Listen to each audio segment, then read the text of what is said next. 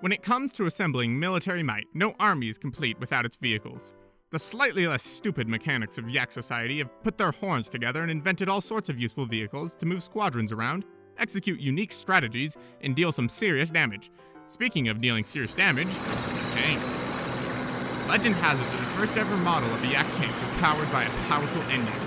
Well, the mechanics took all of those out to be used in the more important vehicles, so now a Yak in the engine cavity pedals a standing bicycle with all his might and is given copious amounts of caffeinated Yakka-Cola to keep up his energy.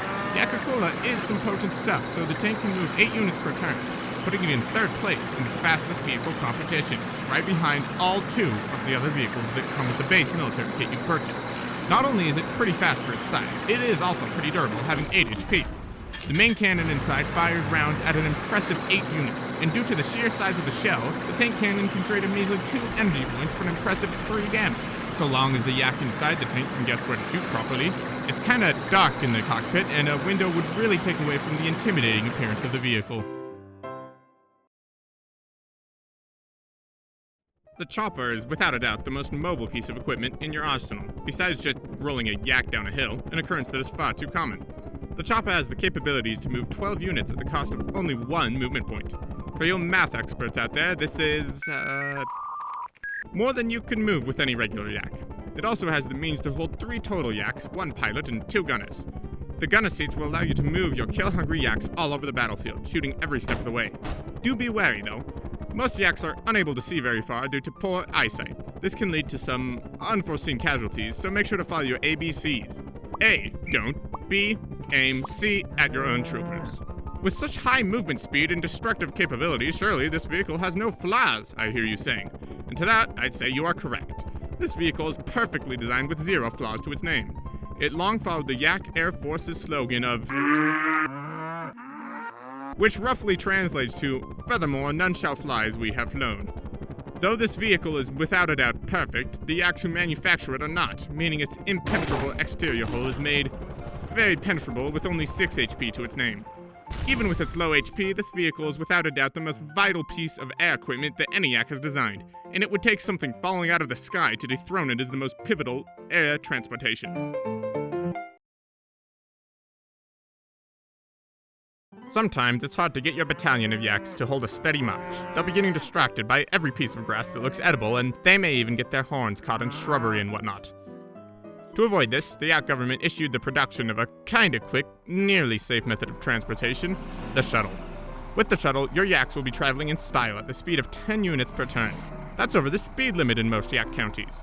Not only this, but the many layers of cardboard that make up the shell are pretty good at stopping a few bullets, granting it 8 HP. Do be warned though, Yaks inside the vehicle, when it drops to HP, tend to meet a rather explosive fate. The Yak supervisors have been talking about adding safety measures such as locks on the doors, seatbelts, and airbags, but ultimately these were all decided to be unnecessary and too expensive to add, as the last of the budget was used to install some nice cup holders in between each seat. Instead, a safety manual was provided underneath each seat. Unfortunately, Yaks cannot read or write, so these instead have become a battlefield snack for hungry Yaks. Ah, fiber. By the way, Yaks on the inside of a shuttle cannot shoot their guns out of the vehicle, but they can shoot menacing looks at those foot soldier plebeians they drive past. See ya, suckers!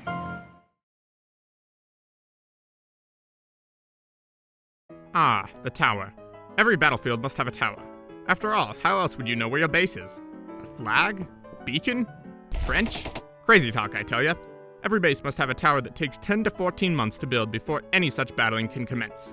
This has been the long-standing tradition of every Yak battle ever since towers were first discovered 48 generations ago. The tower constructed on the battlefield is held to a strict quality assurance program.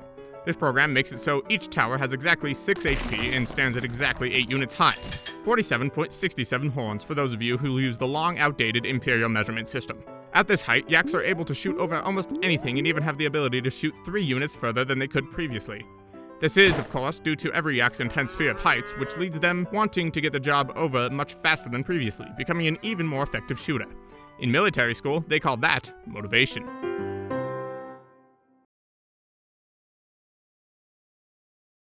The moment you've all been waiting for has arrived. Introducing the most impressive piece of military technology among all Yak kind, the wall. For years, Yak scientists have been studying what the primary cause of death on the battlefield is. Recently, they have finally come to a conclusion that astounded each and every branch of the military. It's bullets! Luckily, the brilliant minds behind some of the other great inventions of our time, such as sliced bread and pizza rolls, have created the ultimate solution. With the wall, no yak has to fear a bullet. A yak that simply stands behind a wall is totally safe from said bullet.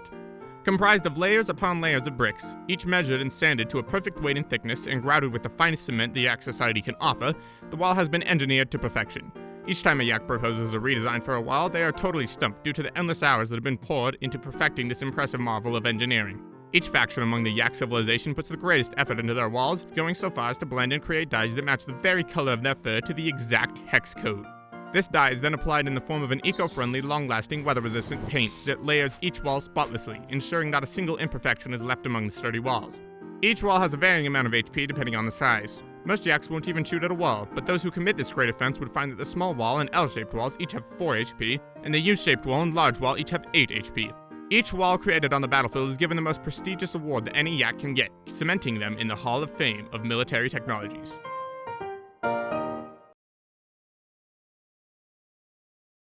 The scientific process that allows utilities to work on the battlefield are one of science's most understandable and easy-to-learn subjects that every yak is taught in school.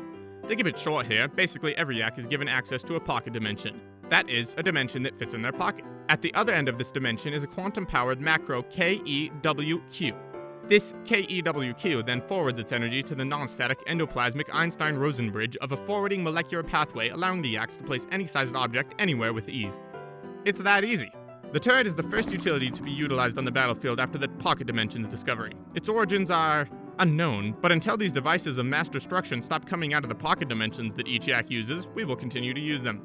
Through the scientific process of guessing until the right answer was found, it was discovered that each of these turrets have an HP of 2. Now, this was far too low for our esteemed government to consider good enough, so they designed a special wall to go in front of every turret. This wall protects the turret from the front and can block up to 4 extra damage. This allows these turrets to be much more aggressive, which seems to be exactly what it wants. Each turret has the undying rage of an eldritch god and has the ability to shoot up to 4 times at the cost of 4 energy points with a total range of 9 units. This may be considered inconsiderate to most yaks on the battlefield, since they then will not be able to shoot until the energy points that somehow connect each of their actions have been restored, but it is advised to keep these opinions to oneself, since the motivations behind the turret have yet to be discovered. That being said, yes, I have a report right here that seems to suggest otherwise. Could the yak government be hiding something from us? Oh, I'm starting to see the truth. Yes, what the turret wants isn't explicitly stated, but if you think about the date that it first showed up through the KEWQ, it perfectly lines up with the day President Harold was elected. Yes, this could be it. This could be the reason behind everything. The implications, the numbers, they all point towards...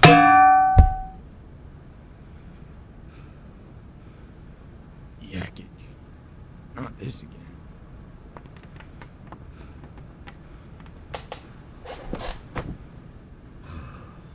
Sometimes, yaks request vacations, saying they would like to spend time somewhere else, a home away from home.